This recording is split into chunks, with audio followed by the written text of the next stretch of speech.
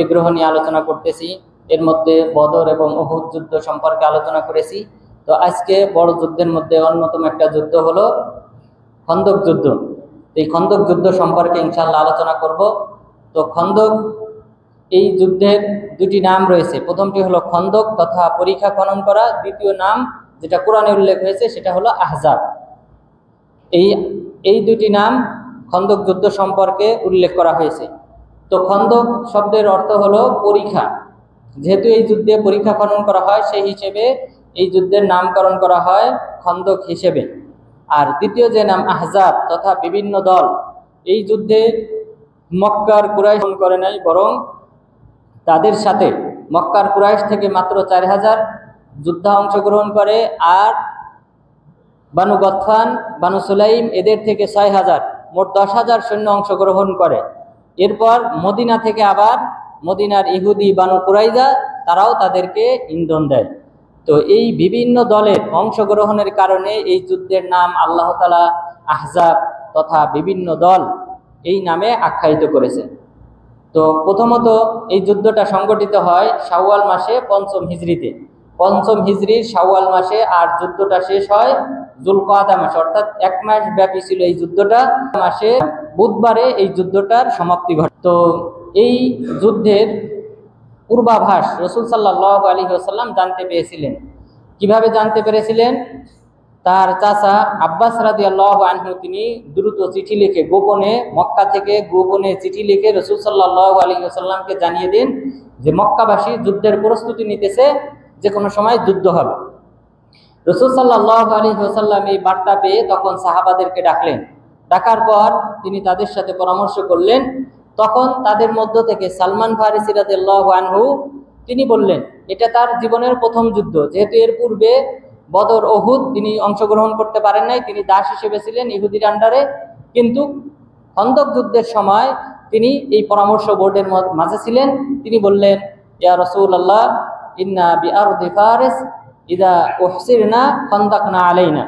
আল্লাহ রাসূল, আমরা পারস্যে তথা ইরানে আমরা যখন বেষ্টিত হতাম কোনো সৈন্যবাহিনী দ্বারা, শত্রুদের দ্বারা, তখন আমরা নিজেরা খন্দক তৈরি করতাম, এরকম পরীক্ষা তৈরি করতাম যেন এই পরীক্ষা অতিক্রম করে তারা আমাদের উপর আক্রমণ করতে না পারে। তো যদি আমরা কোনো সময় দুর্বল হতাম, আমাদের শত্রু বাহিনীর সংখ্যা বেশি হতো, তখন আমরা এরকম পরীক্ষা খনন করতাম। পরীক্ষা খনন, তাহলে পরীক্ষার অপর পাশে আমরা অবস্থান নিতাম, শত্রু বাহিনী এই পরীক্ষা অতিক্রম করে এসে আমাদের উপর আক্রমণ করতে পারতাম না। রাসূল সাল্লাল্লাহু আলাইহি ওয়াসাল্লাম এই সাহাবীর পরামর্শ গ্রহণ করলেন এবং পরীক্ষা খননের উদ্যোগ নিলেন। পরীক্ষা খননটা করা হয় প্রায় 5.5 কিলোমিটার ব্যাপী। এই পরীক্ষাটা ছিল, আপনারা জানার জন্য বলতেছি, বর্তমান যে মসজিদে ইয়াহিয়ার পাশে যে ইশারা রয়েছে, সিগন্যাল, এটার পাশে ডান পাশে কিন্তু আরেকটা, পূর্ব দিকে আরেকটা সিগন্যাল আছে, ছোট একটা কুবরি, ওই নাফাক, এই নাফাকের উপরে একটা ইশারা আছে। এই ইশারা থেকে নিয়ে শুরু করে এই যে সালাম রোডে যে ইশারাটা, বন্ধ ইশারা আছে, সালাম রোডের যে বন্ধ ইশারা, এর পাশে বাম পাশে এখানে কিন্তু একটা ছোট একটা টিলা আছে, এটাকে বলা হয় জাবালে জুবাব, আর ওই স্থানটাকে বলা হয় মুজাদ এবং জাবালে জুবাব। এই স্থান পর্যন্ত পরীক্ষাটা খনন করা হয়। এটা প্রায় 5.5 কিলোমিটার ব্যাপী। তো রাসূল সাল্লাল্লাহু আলাইহি ওয়াসাল্লাম এই সুবিশাল পরীক্ষা খনন করার উদ্যোগ নেন, সাহাবাদেরকে বন্টন করে দেন। 10 জন সাহাবী 40 হাত পরীক্ষা খনন করবে। 3 মিটার গভীর এবং 5 মিটার চওড়া বিশিষ্ট, 3 মিটার গভীর এবং 5 মিটার চওড়া বিশিষ্ট এরকম 40 হাত পরীক্ষা খনন করার দায়িত্ব দেন প্রত্যেক 10 জন সাহাবীকে। এইভাবে 1000 সাহাবী পরীক্ষা খননে অংশগ্রহণ করেন। আর সেই সময়টা ছিল একটা কঠিন মুহূর্ত, সেই সময়টা ছিল শীতের মৌসুম। এই শীতের মৌসুমে এই সকালে তারা উঠে এই পরীক্ষা খনন করতেন, অর্থাৎ যত দ্রুত সময়ে পরীক্ষা খনন করা যায়। কারণ শত্রু বাহিনী 10,000 সৈন্য, চিন্তা করেন পুরা মদিনাতে তখন ছেলে মেয়ে ছোট বাচ্চা সবাইকে মিলে 10,000 সংখ্যা হবে না, মুসলিমদের সংখ্যা পুরা সংখ্যা, অর্থাৎ যোদ্ধা ছিল মাত্র 3,000, মুসলিমদের যোদ্ধা ছিল 3,000, আর সব মিলে 10,000 হবে না। তো এত বিশাল একটা সৈন্যবাহিনী যদি প্রবেশ করে মদিনাতে, তাহলে অবশ্যই মুসলিমদের একটা বিরাট একটা পরীক্ষা হতো। এই কারণে এই পরীক্ষা খনন করা হয়। এই শীতের মৌসুমে সাহাবাগণ কষ্ট করে, এবং আপনারা জানেন পাথর, বালুময় অঞ্চল, এগুলি খনন করা অনেক কঠিন, শক্ত মাটি, এগুলি খনন করতে অনেক কষ্ট হয়েছিল। বিভিন্ন সময় খুঁড়তে খুঁড়তে পাথর আসতো। এগুলি সব মিলিয়ে খনন করতে সাহাবাদের অনেক কষ্ট হয়েছিল। মহান রব্বুল আলামিন সে কথা উল্লেখ করে বলেন, হুনালিকা বুতুলিয়াল মুমিনুন ওয়া যুলজিলু জিলজালান শাদীদা, সেখানে মুমিনদেরকে ইমানের পরীক্ষা নেওয়া হয়েছে এবং তারা বিপুলভাবে কম্পিত হয়েছে। তারা বিপুলভাবে কষ্টের শিকার হয়েছে এবং তাদের ইমানের পরীক্ষা নেওয়া হয়েছে যেন তারা বিপুলভাবে কম্পিত হয়েছে। তো তাহলে এই পরীক্ষা খনন করা হয়। এইভাবে পরীক্ষা খনন করার মাঝে কিছু ঘটনা ঘটে। তার মধ্যে অন্যতম হলো যে পরীক্ষা খনন করার সময় একটা পাথর, বড় একটা পাথর, সেটা কোনো সাহাবী আঘাত করে, তারা হাতুড়ি দিয়ে আঘাত করে সেটাকে ভাঙতে পারে নাই। রাসূল সাল্লাল্লাহু আলাইহি ওয়াসাল্লামকে পাথরটা দেওয়া হয়, ভাঙার জন্য দেওয়া হয়। তখন তিনি হাতুড়ি মারেন, পাথরটা দুই খণ্ড হয়ে যায়। দুই খণ্ড হওয়ার পর তিনি দেখতে পান, অর্থাৎ এটা একটা মুআজিজা, যে তার জন্য আল্লাহ তাআলা এই যে শাম এবং সেই সাথে পারস্য, ইরান, এই দুইটা অঞ্চল তিনি বিজিত করেছেন। এটার শুভ সংবাদ দেন সাহাবাদেরকে যে এই দুইটা অঞ্চল আল্লাহ তাআলা আমাদেরকে, মুসলিমদেরকে বিজয় দান করবেন। অর্থাৎ চিন্তা করেন, একটা হলো পারস্য, এরা ছিল সেই সময় তদানীন্তনকালে সবচেয়ে শক্তিধর রাষ্ট্র। এরপর রোম, ইটালি, বর্তমান ইটালি, সেখান থেকে এসে তারা সিরিয়া, ফিলিস্তিন, তাবুক সহ সৌদি আরবের বিরাট একটা অংশ তারা শাসন করে। এত পাওয়ারফুল রাষ্ট্র, এই দুটি রাষ্ট্র দূরীভূত হয়ে যাবে, মুসলিমদের মাধ্যমে এই দুটি রাষ্ট্র থাকবে না, উঠে যাবে, এই অঞ্চলগুলি মুসলিমরা বিজয় করবে, এই শুভ সংবাদ দান করেন এই ৫ম হিজরিতে। এবং তাই ঘটে। ওমর রাদিয়াল্লাহু আনহু, আবু বকর রাদিয়াল্লাহু আনহু শুরু করেন, ওমর রাদিয়াল্লাহু আনহু পরিপূর্ণতা দান করেন, এই দুই অঞ্চল থেকে এই কাফেরদেরকে সম্পূর্ণরূপে বিতাড়িত করেন, মুসলিমরা এই অঞ্চলগুলি বিজয় লাভ করেন। রাসূল সাল্লাল্লাহু আলাইহি সাল্লামের তাহলে এই মুআজিজা বাস্তবায়িত হয় ওমর রাদিয়াল্লাহু আনহুর যুগে। এরপর এখানে যে সকল ঘটনা ঘটে তার মধ্যে অন্যতম একটা ঘটনা হলো সাহাবাদের খাদ্যের অভাব ছিল। সেই সময়ে শীতের মৌসুমে সাহাবাদের খাদ্যের অভাব ছিল। তখন তারা কেউ কেউ এক মুষ্টি যে জব আছে, এই জব, কিছু খেজুর, এগুলি খেয়ে তারা থাকতেন এবং এইভাবে খনন করতেন। জাবের বিন আব্দুল্লাহ রাদিয়াল্লাহু আনহু তিনি বলেন, আমি রাসূল সাল্লাল্লাহু আলাইহি ওয়াসাল্লামের এই ক্ষুধার তাড়না দেখতে পেয়ে আমি একদা আমার ফ্যামিলিকে বললাম যে ঘরে যে একটা 6 মাসের বয়সী একটা ছাগলের বাচ্চা আছে সেটা তুমি জবাই করো, আর এক ছ সমান সমান 2.5 কেজি। তো 2.5 কেজিতে কি পরিমাণ রুটি হয়, সেই রুটিগুলা বানানো হলো। বানানো হওয়ার পর জাবের বিন আব্দুল্লাহ রাদিয়াল্লাহু আনহু এসে গোপনে রাসূল সাল্লাল্লাহু আলাইহি ওয়াসাল্লামকে দাওয়াত দিলেন, রাসূল আপনি এবং আপনার সাথে আশেপাশে যারা আছে এদেরকে নিয়ে আসেন। রাসূল সাল্লাল্লাহু আলাইহি ওয়াসাল্লাম কি করলেন, তিনি খন্দকবাসী সবাইকে, অর্থাৎ 1000 সাহাবী যারা খন্দক খনন করতেছে তাদের সবাইকে বললেন, জাবের বিন আব্দুল্লাহ দাওয়াত দিয়েছে, চলো আমরা তার বাসায় যাব। চিন্তা করেন, গেলেন, সবাইকে নিয়ে গেলেন। রাসূল সাল্লাল্লাহু আলাইহি ওয়াসাল্লামের এই বিশাল বাহিনী দেখে তার স্ত্রী জিজ্ঞাসা করলেন যে এই বিশাল বাহিনীকে আমরা কিভাবে খাবার খাওয়াবো? রাসূল সাল্লাল্লাহু আলাইহি ওয়াসাল্লাম কি তোমাকে বিশেষ কিছু বলেছেন কিনা? বললেন যে না, কিছু বলেন নাই, তিনি নিজ থেকে তাদেরকে সবাইকে নিয়ে এসেছেন। তখন তিনি বললেন তাহলে চিন্তার কোনো কারণ নেই। এরপর ওই খাবারগুলি 100 সমান সমান 2.5 কেজি আটাতে কি পরিমাণ রুটি হয়।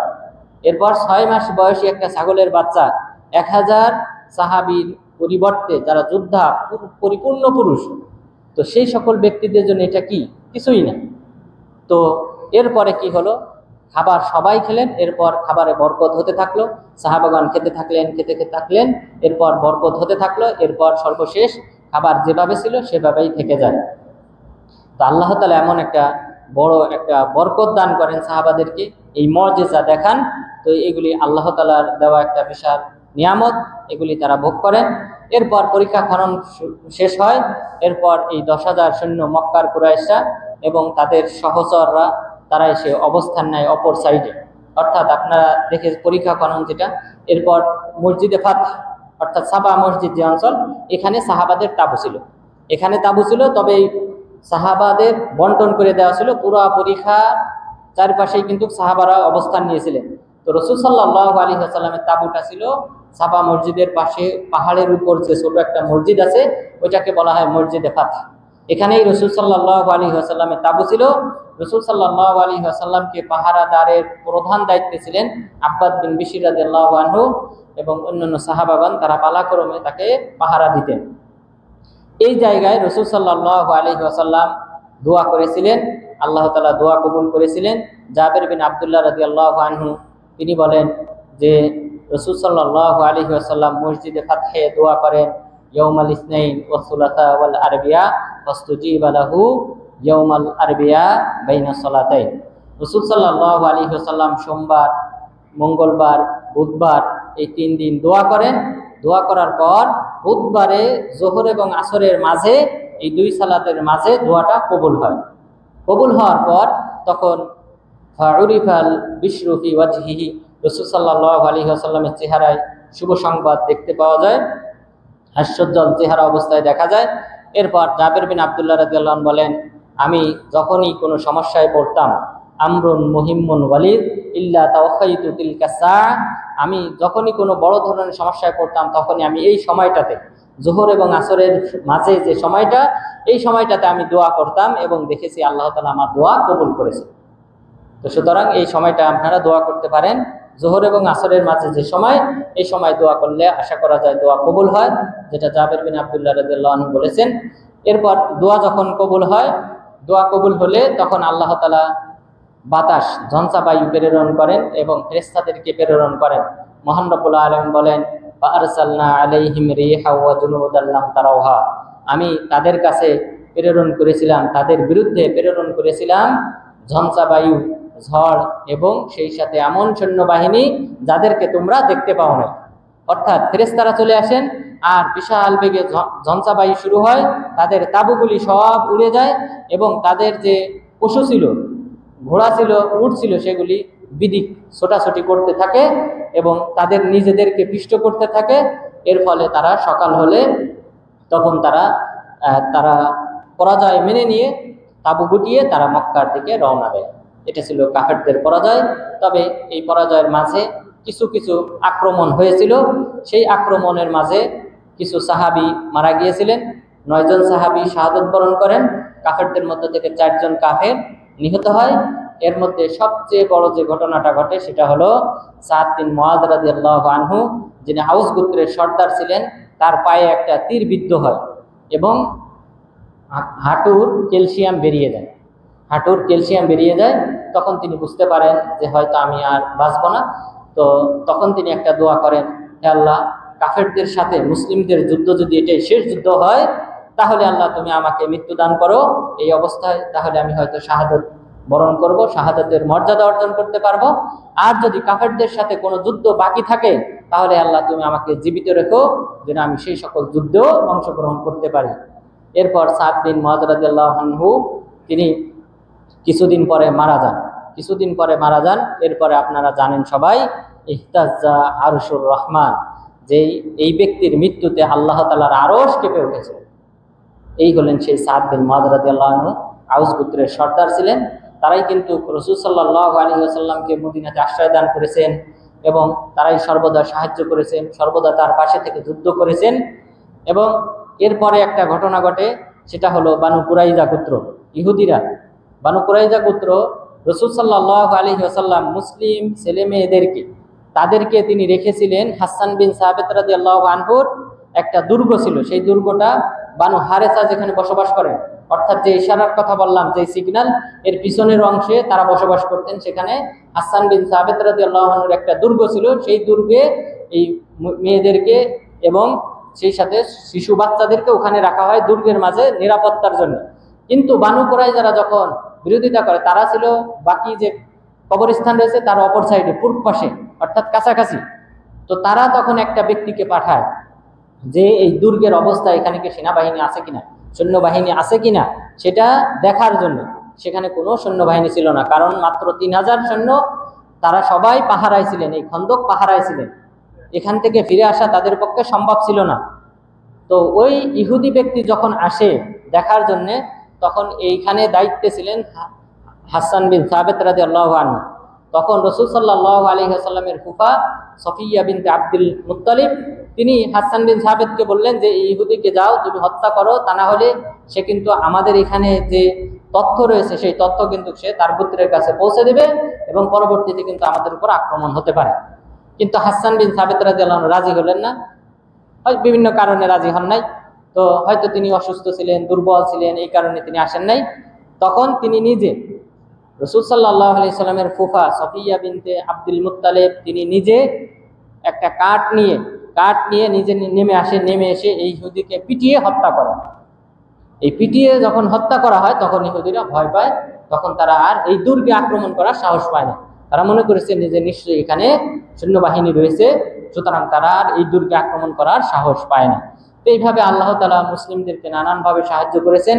এই খন্দক যুদ্ধের পর এরপরে আর মুসলিমদের সাথে কোনো যুদ্ধে কাফেররা টিকতে পারে নাই, এবং কাফেরদের জন্য এটা ছিল একটা বিরাট একটা শিক্ষণীয় বিষয় যে আরব ভূখণ্ডে সর্বপ্রথম, আরব ইতিহাসে সর্বপ্রথম যে পরীক্ষা খনন করা হয় যুদ্ধের ক্ষেত্রে সেটা মুসলিমরাই করেছিল। ইতিপূর্বে কখনো পরীক্ষা খনন করা হয় নাই। সুতরাং এই যুদ্ধ থেকে খালিদ বিন ওয়ালিদ রাদিয়াল্লাহু আনহু আপনারা জানেন তিনি কাফেরদের সাথে ছিলেন। তিনি যখন পরাজিত হয়ে মক্কায় ফিরে যান তখন তিনি চিন্তা ভাবনা করেন যে ইসলাম দিন দিন কিন্তু উন্নতির দিকে যাচ্ছে। আমরা এরকম আমার যুদ্ধে আমি যে সকল যুদ্ধে অংশগ্রহণ করেছি কোথাও আমি পরাজিত হই নাই, কিন্তু এই যুদ্ধে আমি নতুন একটা শিক্ষা পেয়েছি। তখন খালিদ বিন ওয়ালিদ রাদিয়াল্লাহু আনহু ইসলাম গ্রহণের চিন্তা ভাবনা করেন এবং তিনি আমর ইবনুল আস রাদিয়াল্লাহু আনহু তারা ইসলাম গ্রহণ করেন। এই দুইজন ব্যক্তি যখন ইসলাম গ্রহণ করে মদিনায় ফিরে আসেন, রাসূল সাল্লাল্লাহু আলাইহি ওয়াসাল্লাম বলেছিলেন লাকাদ আখরাজাত মক্কা আকবাদাহা, মক্কা তার কলিজাকে বের করে দিয়েছে। অর্থাৎ আজকের পর থেকে খালিদ বিন ওয়ালিদ, আমর ইবনুল আস তারা ইসলাম গ্রহণ করার পর মক্কাবাসী আর আমাদের সাথে যুদ্ধে বিজিত হতে পারবে না। এবং পরবর্তীতে তাই হয়েছে। পরবর্তী কোনো যুদ্ধে মুসলিমদের সাথে আর কাফেরদের কোনো প্রকার তুলনা হয় নাই, মুসলিমরা একচেটিয়া বিজয় হয়েছে। তো আল্লাহ তাআলা এইভাবে বিভিন্ন ব্যক্তির মাধ্যমে, শক্তিশালী পুরুষদের মাধ্যমে ইসলামকে সাহায্য করেন। তো আল্লাহ তাআলা এই খন্দক যুদ্ধে মুসলিমদেরকে ফেরেশতা প্রেরণের মাধ্যমে, ধ্বংসাবায়ুর মাধ্যমে, এরপর নানানভাবে মুআজিজা দেওয়ার মাধ্যমে সাহায্য করেছিলেন। এখনো মুসলিমদেরকে আল্লাহ তাআলা যুদ্ধ হলে, কাফেরদের বিরুদ্ধে যুদ্ধ হলে আল্লাহ তাআলা সাহায্য করবেন, আমাদেরকে সেই বিশ্বাস রাখতে হবে। আল্লাহ তাআলা যেন এই ইসলামী শিক্ষা, যুদ্ধ, বিগ্রহ ইত্যাদি থেকে শিক্ষা গ্রহণ করার মাধ্যমে ঈমানী চেতনায় উজ্জীবিত হয়ে জিহাদের তামান্না নিয়ে পৃথিবীতে যে কদিন আমরা বেঁচে থাকি আল্লাহ তাআলা যেন সেই তৌফিক দান করেন। আমিন। আকুলু কওলি হাদা ওয়াস্তাগফিরুল্লাহ লি ওয়া লাকুম ওয়া লিসাইরিল মুসলিমিন।